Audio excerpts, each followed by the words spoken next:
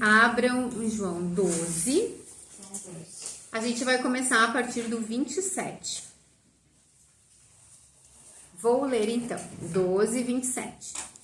Agora meu coração está perturbado. O que direi? Pai, salva-me dessa hora? Não, eu vim exatamente para isso, para esta hora. Pai, glorifica o teu nome. Então veio uma voz dos céus. Eu já o glorifiquei e o glorificarei novamente. A multidão que ali estava e a ouviu, disse que tinha trovejado. Outros disseram que um anjo lhe tinha falado. Jesus disse: esta voz veio por causa de vocês e não por minha causa. Chegou a hora de ser julgado este mundo. Agora será expulso o príncipe deste mundo. Mas eu, quando for levantado da terra, atrairei todos a mim. Ele disse isso para indicar o tipo de morte que havia de sofrer. A multidão falou: a lei nos ensina que o Cristo permanecerá para sempre. Como podes dizer o Filho do Homem precisa ser levantado? Quem é esse Filho do Homem? Então, esse é o texto que a gente vai estudar hoje. E ele é a continuação do que a gente estava vendo na aula passada, quando Jesus falou ali no 25, ou melhor, no 24. Digo-lhes verdadeiramente que se o grão de trigo não cair na terra e não morrer, continuará ele só, mas se morrer, dará muito fruto. Então, aqui no 24, Jesus está falando de uma forma simbólica sobre a morte dele, que ele sabe que está se aproximando. Em que momento Jesus está falando isso? Aqui a gente já está na Semana Santa, tá? Então, lembram que na segunda-feira foi a entrada triunfal dele em Jerusalém, tá?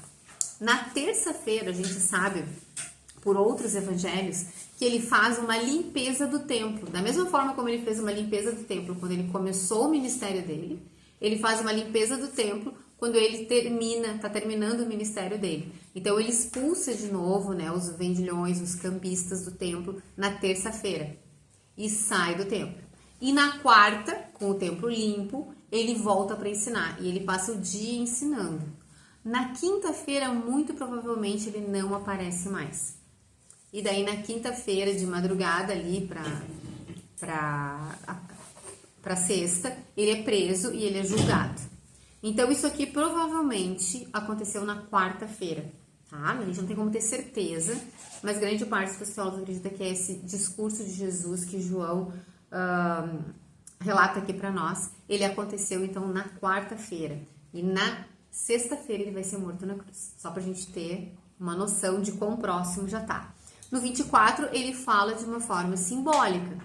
Mas aqui nesse texto que a gente acabou de falar, ele fala claramente que ele vai morrer.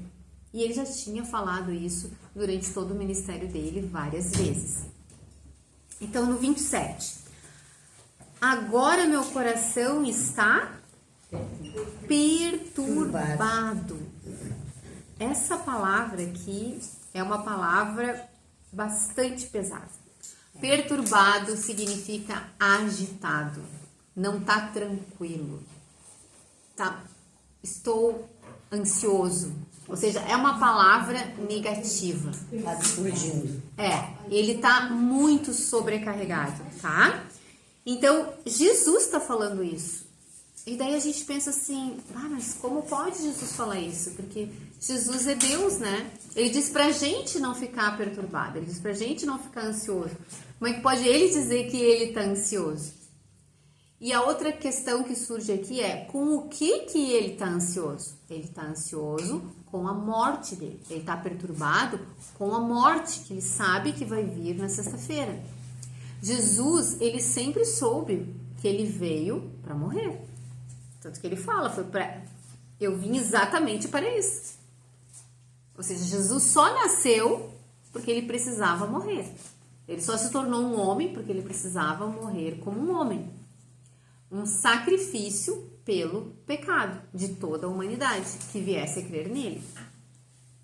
E daí a gente pode pensar assim, bom, então ele tá preocupado, ele tá perturbado porque a cruz é uma morte horrível? Não. Ele não tá perturbado por causa da morte na cruz. Ele tá perturbado por outra razão. A maioria das pessoas pensam, quando pensam na cruz ou na crucificação, tem até aquele filme, né? Paixão de Cristo. Paixão de Cristo, esqueci o nome do filme. Paixão de Cristo, que mostra ali os detalhes, eu não sei quem viu, mas é brutal aquele filme.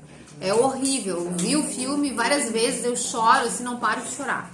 Porque é horrível de ver ali tudo que acontece, a forma como...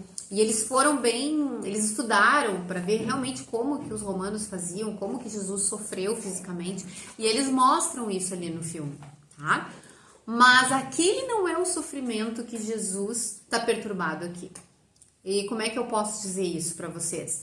Porque a gente sabe na história do cristianismo, o cristianismo já teve vários mártires, pessoas comuns como nós, pessoas pecadoras como nós, que foram mártires, que foram ateado fogo nas pessoas, isso era muito comum, né? Foram martirizados e eles estavam cantando, eles estavam louvando, eles estavam em paz.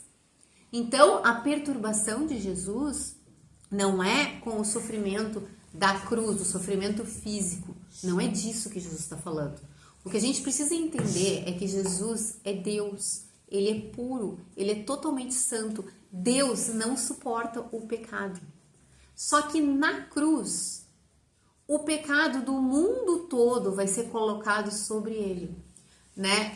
Paulo fala para nós em 2 Coríntios que Deus o tornou pecado por nós. Eu quero que vocês abram, os auxiliares aí vão ter que me ajudar. Ou melhor, quem achar na Bíblia primeiro de vocês, eu passo o número, tá? Vamos abrir para vocês verem onde é que tá aqui, ó. 2 Coríntios 5, 21. Deixa a fitinha aonde vocês estão, ó, para depois voltar.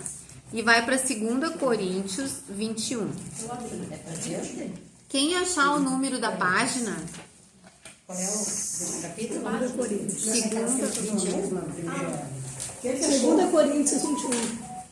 São Desculpa, 2 Coríntios 5, 21. 2 Coríntios. É a página 898. Ó, 898, essa é a página. Achei.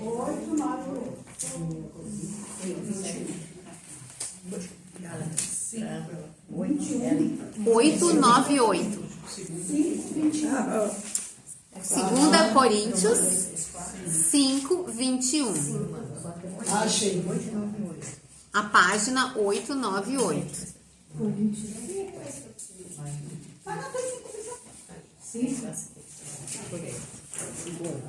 2 Coríntios 5, 21.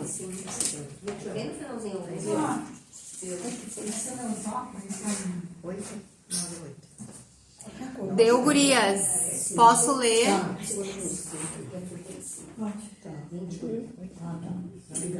Deu, meninas. Vou ler, tá?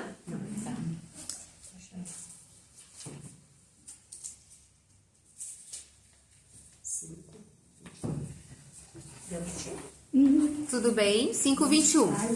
Ó, Deus tornou pecado por nós aquele que não tinha pecado, para que nele nos tornássemos justiça de Deus.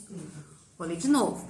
Deus, aqui é Deus Pai, tornou pecado por nós aquele que não tinha pecado. Quem é aquele que não tinha pecado? Jesus. Então eu posso dizer assim, ó. Deus Pai tornou pecado por nós, Jesus, para que nele, em Jesus, nos tornássemos justiça de Deus. Vou ler de novo. Deus Pai tornou pecado por nós, Jesus, para que em Jesus nos tornássemos justiça de Deus. Vocês sabem que a justiça de Deus significa quando Deus faz justiça. Deus é justo. Esse é um dos atributos de Deus. Significa que Deus não tolera o pecado. Todo o pecado será punido. Não tem essa, né? Como é que o pessoal fala? Virou pizza, né? Como é que fala? Terminou em pizza. Terminou em pizza. Não existe isso. Um dia tenha um resgate. Não existe isso. Deus vai cobrar cada pecado que nós cometemos, tá? Então, não existe isso, tá? O que acontece? Quem creu em Jesus, quem colocou a sua confiança em Jesus, está em Jesus. E quem está em Jesus está perdoado. Por quê? Porque Jesus sofreu a penalidade do meu pecado. Jesus sofreu o preço, a punição que eu tinha que pagar no inferno por toda a eternidade. O que eu fiz para receber isso? Simplesmente criei. Pela graça de Deus, mediante a fé. A graça de Deus significa que Deus que me deu. E eu criei. Se eu não crer, meus pecados não estão perdoados e eu passarei a eternidade no inferno. Não tem fim a punição de Deus. Não tem fim a ira de Deus, tá? Então, a justiça de Deus se fez na cruz. Por quê? Porque Deus puniu o pecado na cruz sobre Jesus. Agora sim, ó. Vocês conseguem imaginar... certamente não, porque a gente não consegue imaginar algo eterno, algo que não tem fim, né? A gente vive num mundo finito, onde as coisas todas acabam, inclusive a nossa vida. Então, pensem assim, ó. O que a Bíblia ensina sobre o inferno? O inferno é um lugar de punição eterna. Significa que o inferno não tem fim. A punição não acaba. A pessoa vai sofrer por toda a eternidade. Vocês podem dizer assim para mim, mas como é que uma pessoa vai sofrer por toda a eternidade? Se vocês forem estudar a Bíblia, na Bíblia diz que todos vão ressuscitar. Os ímpios e os salvos vão ressuscitar. Os salvos vão ressuscitar para uma vida plena, eterna com Deus. Os ímpios vão ser ressuscitados para serem jogados no lago de fogo, onde o fogo não se apaga, e onde Jesus falou, e onde o verme não morre. Jesus usou essa descrição. Então, é um sofrimento eterno, é um sofrimento que não tem fim. Eu deveria ir pro lago de fogo, vocês deveriam ir pro lago de fogo, toda a humanidade deveria ir pro lago de fogo, porque todas nós somos pecadores. Só que aquelas de nós que colocaram a nossa fé em Jesus Cristo, nós não iremos, por causa desse versículo que está explicando direitinho para nós aqui. Porque Jesus se tornou pecado em nosso lugar. Então, o meu pecado, naquele dia que Jesus morreu, Jesus sofreu essa punição. Agora imagina, Jesus sofreu uma punição eterna. Como é que ele conseguiu sofrer uma punição eterna naquele momento ali na cruz? Foram 3 horas, que ficou tudo negro, tudo preto. O céu escureceu, ficou trevas sobre a terra, tá? Naquelas 3 horas, Deus puniu o pecado de todas as pessoas que um dia iriam crer em Jesus e todas as pessoas que já tinham crido na palavra de Deus antes de Jesus vir. Naquelas 3 horas, Deus colocou todo esse peso sobre ele. E é basicamente como se Jesus sofresse toda aquela punição eterna no lago de fogo em nosso lugar. Vocês conseguem imaginar o peso que é isso? Ele não estava com medo dos pregos nas mãos. Ele não estava com medo. Achou que isso não é nada comparado com receber a ira de Deus. E mais do que isso ainda, Jesus não suporta o pecado. Jesus é Deus. Ele tem rejeição ao pecado. Mas o que a Bíblia diz? Que ele se tornou pecado por nós. Então, além de receber toda a ira de Deus, ele teve que receber todo o pecado que ele não suporta. Todas as coisas nojentas que ele não suporta. Mas naquele momento ele teve que receber. E é essa a perturbação de Jesus. É com isso que ele está ansioso. É com isso que ele está incomodado. A Bíblia fala para nós, lá em Isaías 53, que Jesus era um homem de dores. E a Bíblia nunca relata para nós Jesus rindo, dando gargalhada. Jesus pode ter rido, pode ter dado gargalhada? Pode, mas a Bíblia não relata para nós. A Bíblia relata que ele estava perturbado, a Bíblia relata que ele chorou, que ele ficou perturbado lá quando ele viu Lázaro morto e a família destruída, desintegrada, porque um tinha partido. Né? Então, Jesus, ele carregava isso com ele. Ele veio para morrer. Era uma missão muito pesada. Que é mais do que o nosso morrer. Porque a gente morre, né? A gente vai ter aquele sofrimento físico, mas ele sabia todo o sofrimento que ele estava para receber e pior, ter que receber o pecado de todo o mundo sobre ele, ter que carregar aquele pecado, ele que é puro, santo e que não suporta pecado. Então é com isso que Jesus está perturbado. Então 27, agora meu coração está perturbado e o que direi? Pai, salva-me desta hora. Ele poderia ter dito isso? Poderia. Ele não precisava ter carregado o nosso pecado. Ele não era obrigado a isso. Ele fez porque ele quis. Ele fez porque ele nos amou. Ele poderia ter se livrado disso tudo. Ele não precisava ter feito isso. Ele não era obrigado por ninguém a fazer isso. Mas ele nos amou. Até me emociona. Como não, né? Daí ele continua. Não, eu vim exatamente para isto. Então, eu vim para morrer, eu vim para sofrer todo esse peso do pecado, porque eu quero salvar essas pessoas. Como a Bíblia diz, eu quero salvar os meus escolhidos, as minhas ovelhas, como a gente tem estudado aqui em João.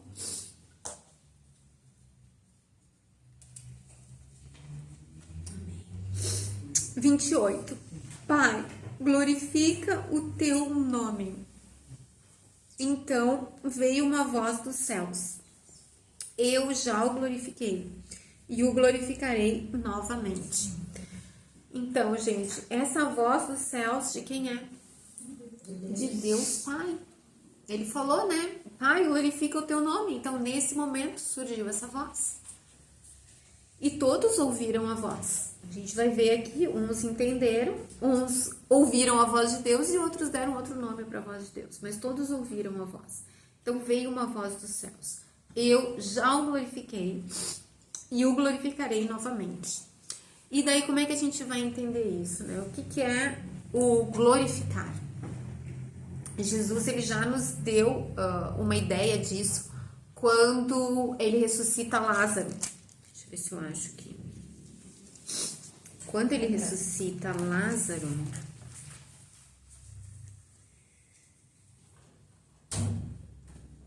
sim, achei. Ó, volta umas páginas. João 11. Havia um chamado Lázaro? Não, João 11, 40. Tá? Procurem ali. João 11, 40. Disse Jesus, não falei? Esse? Isso. Vou ler, tá? João 11, 40. Disse-lhe Jesus, não lhe falei que se você cresce veria a glória de Deus? Ele tá falando aqui pra Marta. Porque Jesus, ele manda tirar a pedra. E a Marta, ela diz assim, Senhor, ele já cheira mal, pois já faz 4 dias.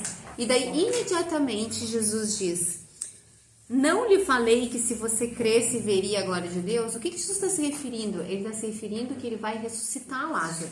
E ele está dizendo que o ato dele ressuscitar Lázaro, esse sinal, mostra a glória de Deus.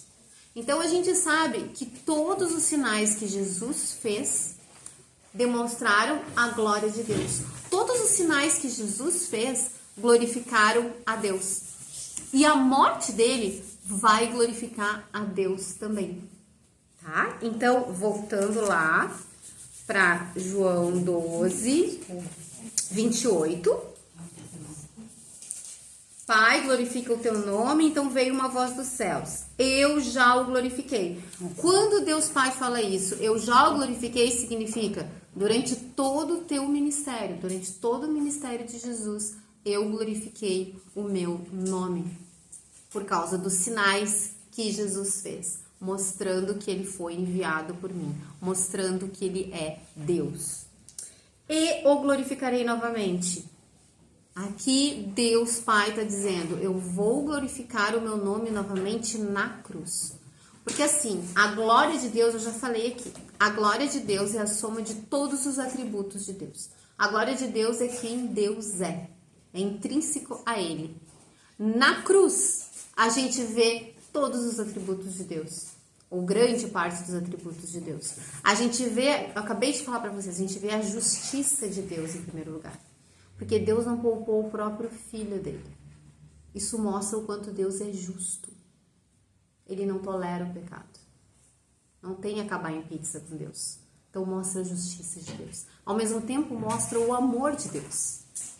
Você vai falar assim, porque ele se entregou por nós. E nós não merecíamos.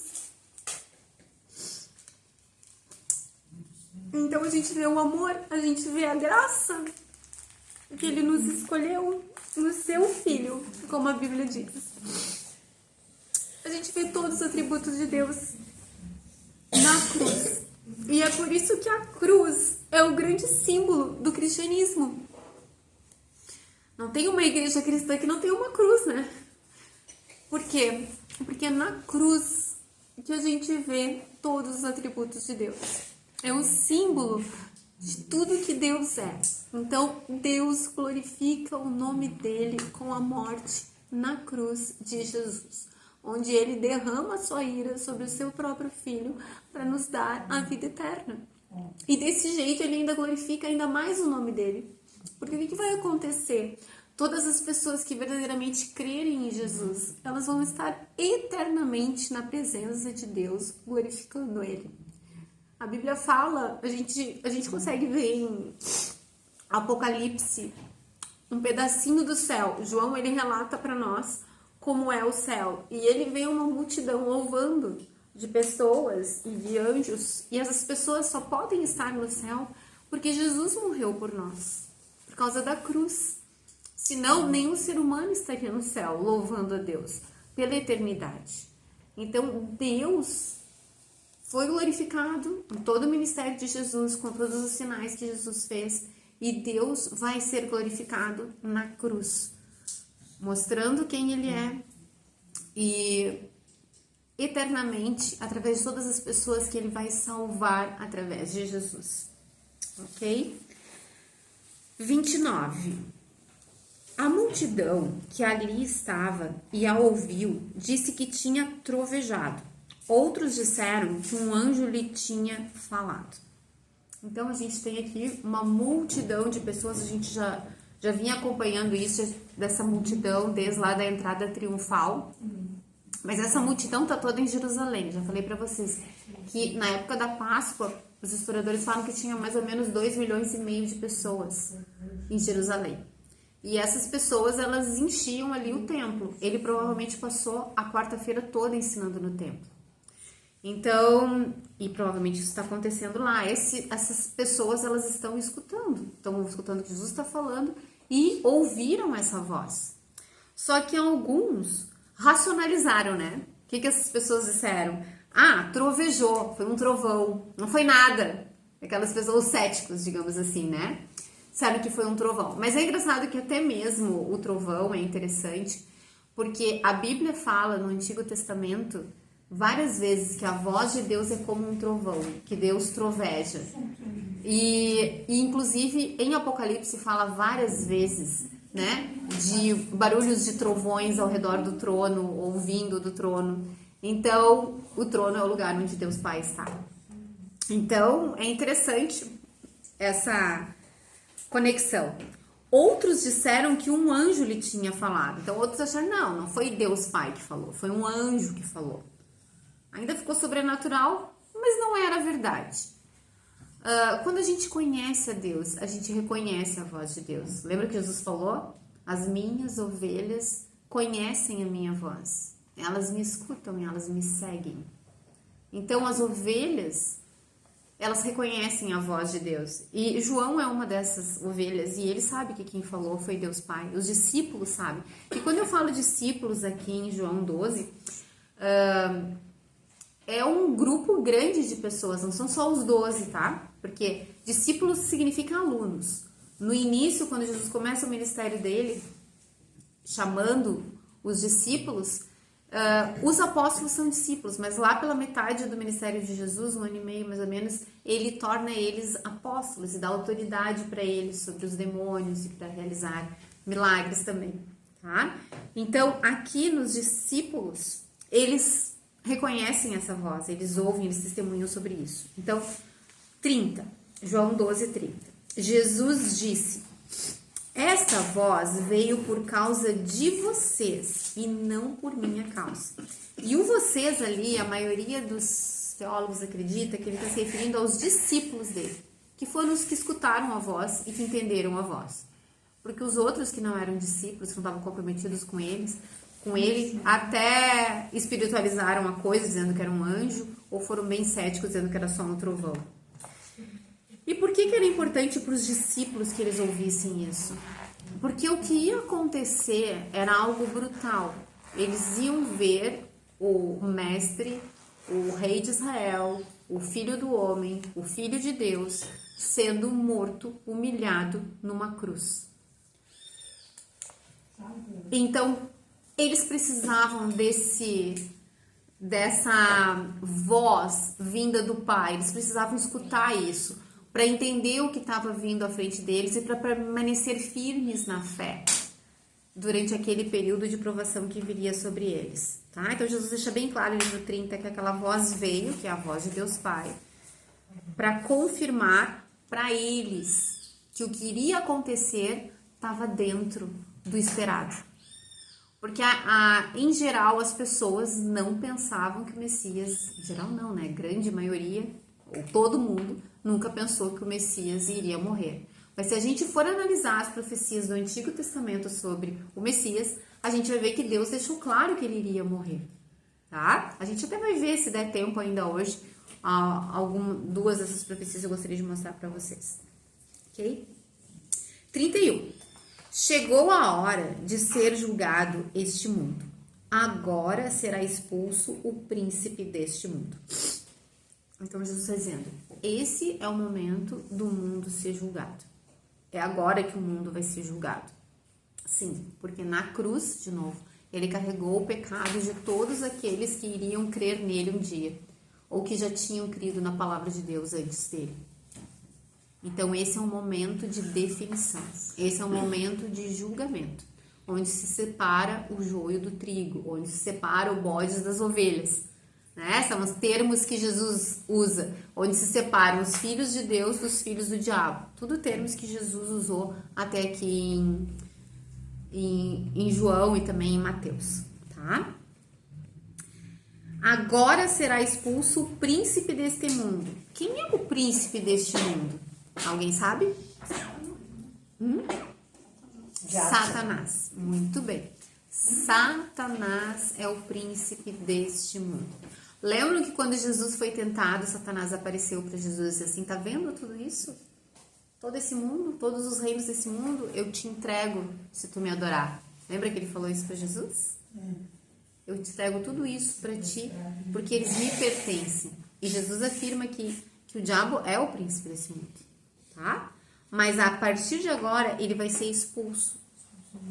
Ele foi derrotado na cruz. Isso não quer dizer que o diabo não continua agindo, ele continua agindo.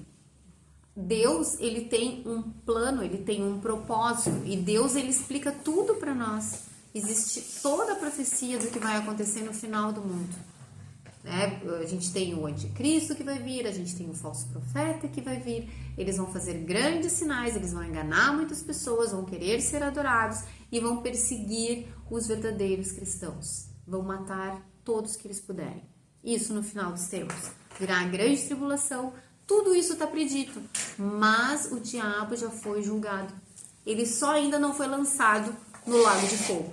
Deus tem um propósito para todas as coisas e na hora certa ele vai ser lançado no lago de fogo, que é depois do milênio, para quem está interessado em saber sobre as profecias do futuro, tá? Mas a partir desse momento, ele já foi expulso. Ele já foi derrotado. Por quê? Porque Jesus pagou o preço do pecado. Então, o diabo, ele não pode mais nos acusar. Ou melhor, acusar aqueles que colocaram a sua fé em Jesus Cristo. Ele não pode chegar para Deus e dizer, tu é injusto, porque tu cuida dessa pessoa que faz as coisas erradas, que faz isso, que faz aquilo, que cometeu esse pecado, que cometeu aquele outro. Ele não tem esse poder mais. Se essa pessoa colocou a fé dela em Jesus, tá? Ele não tem o poder de nos acusar. Ele até pode nos acusar, mas não tem validade nenhuma. Por quê? Porque Jesus já pagou o preço. e Deus nos vê como puros, santos e perfeitos. Eu não estou aqui dizendo que a pessoa que vive no pecado, ela pode ser cristã. Não estou dizendo isso, que a Bíblia o tempo todo e Jesus o tempo todo, todos os nossos estudos falam exatamente o contrário. Porque quando a gente conhece verdadeiramente a Jesus, a gente tem uma nova vida, mas a gente não se torna uma pessoa perfeita. A gente vai continuar pecando em algumas áreas. A gente vai continuar com algumas lutas, mas aquilo vai nos incomodar, mas a gente vai querer acertar as coisas, resolver as coisas. Ou seja, não é um pecar deliberadamente, mas o diabo não pode nos acusar, porque Jesus já pagou o preço, tá? 32. Mas eu, quando for levantado da terra, atrairei todos a mim. E daí aqui Jesus fala bem claramente sobre a morte dele. Ele diz esse termo, levantado da terra. Esse termo eles entendiam muito bem os judeus, tá? O que significava ser levantado da terra? Porque a morte por crucificação era muito comum no Império Romano. O cara cometia um crime, crucificavam o cara. Então todo mundo sabia o que era ser levantado. Era ser colocado numa cruz. Então Jesus está falando explicitamente aqui, ó. Eu, quando for crucificado, atrairei todos a mim. Ele está falando com todas as letras. Na aula passada, quando a gente leu o 24 ali, que ele fala da semente, ele usou uma analogia. Mas aqui não. Aqui ele fala literalmente, tá? Que ele vai ser crucificado. Então, esse, para nós, pode até parecer assim, uma figura, mas eles entendiam claramente que levantado da terra significava crucificado. Então, isso aqui, vocês imaginem, essas pessoas, essa multidão, foi a mesma multidão que recebeu ele em Jerusalém, na entrada triunfal. Estavam esperando ele como rei, como Messias, que ia destruir os romanos, que ia tomar o trono. Israel ia governar sobre todas as nações. E Jesus, o que ele faz? Isso foi na segunda-feira que tem a entrada triunfal. Na terça-feira ele entra e ele, em vez de destruir os romanos, o que ele destrói? O templo, os vendilhões, os cambistas. Ele expulsa todo mundo. Em vez de atacar os romanos, ele ataca o sistema religioso de Israel. O sistema apóstata de Israel. Tá? Que se dizia buscar a Deus, mas que na verdade só buscava interesses econômicos. Ele ataca direto esse sistema. E daí na quarta ele diz que ele vai ser morto numa cruz. Então imagina como que essa multidão está se sentindo. 33. Ele disse isso para indicar o tipo de morte que haveria de sofrer. O 33, então, João não deixa dúvida para nós. Será levantado da terra. Mas eu, quando for levantado da terra, atrairei todos a mim. Esqueci de falar do atrairei todos a mim. Então, mas eu, Jesus está falando, quando for levantado da terra, atrairei todos a mim. O que é isso, atrairei todos a mim? Jesus está falando que todo mundo vai crer nele? Não. Ele está falando no sentido de que todas as nações vão ter pessoas que vão vir a ele. Porque esse é um tema bíblico, desde o início da Bíblia até o fim da Bíblia. É que todas as nações, todos os povos, tribos e raças adorarão a Deus. E de todos os povos, de todas as tribos, de todas as raças, nós vamos ter pessoas que adorarão a Deus eternamente. Então, quando Jesus fala ali que ele vai morrer na cruz, ele diz que depois disso ele vai atrair todos a ele. Não é todos, toda a humanidade, mas é todos, no sentido de todas as nações virão a ele. E é exatamente isso que acontece, porque os judeus rejeitam o seu Messias. E então, os apóstolos, eles vão para todas as nações, pregam o evangelho por todo mundo, e as nações aceitam Jesus, ficam felizes em ouvir da salvação de Jesus. E a gente tem hoje o cristianismo espalhado pelo mundo todo. A gente tem praticamente pessoas de todas as nações hoje que são cristãs. Não quer dizer que todas as nações são cristãs, mas em todas as nações tem muitos cristãos. E em lugares que às vezes a gente acha que tem poucos cristãos, a gente se surpreende. Por exemplo, eu ouvi falar sobre o Irã, né? Que tem um regime brutal. E lá tem muitos cristãos. Muitos cristãos. Eles têm que se reunir secretamente, mas eles creem em Jesus e amam a Jesus, como nós amamos a Jesus. Na China também a gente tem muitas pessoas, na África também. Então, muitos lugares onde é proibido ser cristão, existem muitos cristãos, tá? Porque exatamente aqui, ó, atrairei todos a mim. Quem é que vai atrair? Jesus. É Ele que nos chama. Ele diz assim, as minhas ovelhas ouvem minha voz. 33. Então, ele disse isso para indicar o tipo de morte que haveria de sofrer. Morte de cruz. 34. A multidão falou. A lei nos ensinou que o Cristo permanecerá para sempre. Como podes dizer o Filho do Homem precisa ser levantado? Quem é esse Filho do Homem? Daí, claro, a multidão fica perplexa. Como assim? Mas esse não é o tipo de Filho do Homem, ou esse não é o tipo de Messias que a gente está esperando. A gente está esperando um Messias vitorioso, um Messias que vai ser rei de Israel. Então, que história é essa que agora tu vai ser levantado, que tu vai ser crucificado? Então, a multidão questiona Jesus, porque eles tinham essa ideia. Eles se esqueciam de algumas profecias. Eu vou falar rapidamente para vocês.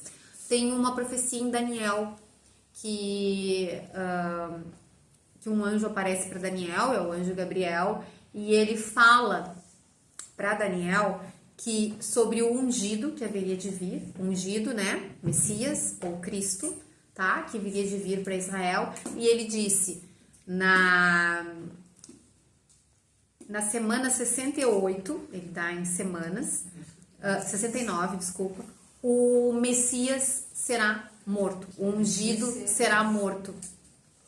Então, a gente já tem essa profecia bem clara ali em Daniel. E a gente tem também em Isaías 53. Vamos tentar abrir Isaías 53? Que é um texto clássico.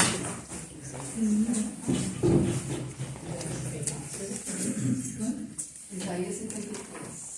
Pode ir pra página. Isso, a Ana vai ver a página ali pra nós. 573. Qual é o versículo que tu quer? É o capítulo. 75. Ah, é o capítulo, vai começar aqui. Ela vai ler tudo. Conseguiu? 575. Isso, 575. Todo mundo achou? Isaías 53 é o capítulo inteiro, tá? Tá. 575. Aqui, ó. Achou 575? 53? Só posso pensar. Ah, está bem. 575. Deu, meninas? Só um pouquinho. 575. 75. Aqui. 53. Tá, vou ler. Isaías 53. Então, Isaías é no Antigo Testamento. Essa é uma profecia que foi feita muitos anos antes de Jesus nascer, tá? Pelo profeta Isaías. Versículo 1. Quem creu em nossa mensagem e a quem foi revelado o braço do Senhor, ele cresceu diante dele como um broto tenro e como uma raiz saída de uma terra seca. Ele não tinha qualquer beleza ou majestade que nos atraísse. Nada havia em sua aparência para que o desejássemos. Ele está falando aqui do Messias, ele está falando aqui de Jesus. 3, versículo 3. Foi desprezado e rejeitado pelos homens. Um homem de dores. E experimentado no sofrimento. Vejam o que a Bíblia fala sobre Jesus, tá? Porque ele veio para morrer. E ele sabia o que esperava ele. Como alguém de quem os homens escondem o rosto, ele foi desprezado. E nós não o tínhamos em estima. Aqui Isaías ele está falando como um judeu. Ele era judeu, ele era de Israel. E ele está assumindo que a nação toda não iria ter por Jesus estima. 4. Certamente ele tomou sobre si as nossas enfermidades e sobre si levou as nossas doenças. Contudo, nós o consideramos castigado por Deus atingido e afligido. Mas ele foi o quê? Transpassado por causa das nossas transgressões. Então, transpassado, ele foi morto. Ele foi assassinado. por causa das nossas transgressões, por causa dos nossos pecados. É por isso que Jesus morreu, foi por causa dos nossos pecados. Foi o que? Esmagado por causa de nossas iniquidades ou pecados, tá? O castigo que nos trouxe a paz estava sobre ele, e pelas suas feridas fomos curados. Percebe que aqui ele não está falando de cura física, ele está falando de cura espiritual. Ele está falando de cura espiritual. O castigo que nos trouxe a paz. Hoje, Paulo diz, a gente tem paz com Deus. Por quê? Porque se o meu pecado está perdoado, eu posso chegar até Deus. Eu sei que eu sou amada. Eu sei que Deus me ouve. Eu tenho intimidade com Deus. Eu confio nele. Eu dependo dele. Se eu tenho paz com Deus, é porque Jesus pagou o preço do meu pecado. Senão eu seria inimiga de Deus. A Bíblia diz que ou a gente é inimigo de Deus, ou a gente é amigo de Deus. Amigo de Deus é a mesma coisa que ser filho de Deus, de que ser ovelha do seu pasto. Tá? E inimigo de Deus é quando a gente é rebelde com Deus, a gente não se submete a Ele. Então a gente tem paz porque Jesus morreu em nosso lugar. 6. Todos nós, tal qual ovelhas, nos desviamos. Cada um de nós se voltou para o seu próprio caminho. E o Senhor fez cair sobre ele a iniquidade de todos nós. Então aqui ele está dizendo assim, que todos nós nos desviamos. Já falei aqui para vocês, todos nós nascemos pecadores. Todos nós nascemos filhos do diabo. Em algum momento da nossa vida a gente precisa se arrepender. E a gente precisa se submeter a Jesus. É isso que ele está dizendo. Todos se desviaram. Ninguém pode dizer, não, eu sou santinho desde que eu nasci. Não, não é isso que a Bíblia diz. Ela diz que não existe nenhum justo, nenhum sequer. Tá? 7. Ele foi oprimido e afligido, e contudo não abriu a sua boca. Como um cordeiro foi levado para o matadouro. E como uma ovelha que diante de seus tosqueadores fica calada, ele não abriu a sua boca. E ele era o Deus Todo-Poderoso.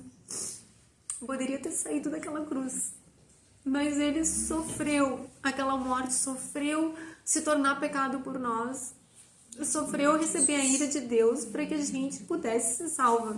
Essa é a única forma de nós, seres humanos, nos salvarmos. Ninguém pode se salvar de outro jeito. Esse é o único jeito. É crer nele e o que ele fez por nós.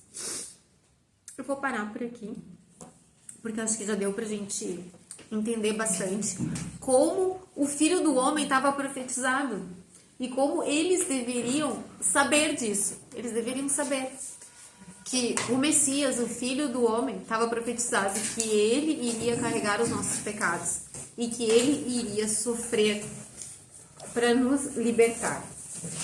Existem profecias no Antigo Testamento que Jesus virá como rei, que ele vai destruir os inimigos dele? Sim. Então eles estavam certos sobre isso. Mas o que eles não entendiam é que o Messias, ele tem duas vindas. A primeira vinda foi quando Jesus veio como um bebê no ventre de Maria. Se tornou um homem e morreu em nosso lugar. E a segunda vinda de Jesus é quando Jesus vem em glória. A gente, todos os cristãos, aguardam a segunda vinda de Cristo. E ele vem, como a gente viu na aula passada, num cavalo branco, né? Na semana passada a gente viu que ele entrou em Jerusalém num jumentinho. Essa foi a primeira vinda dele, em humilhação. Mas ele vem em glória na sua segunda vinda, e ele vem reinar e cumprir as profecias que foram escritas a respeito dele no Antigo Testamento, como Rei dos Reis, Senhor dos Senhores, e dominando toda a terra. Ok, gurias?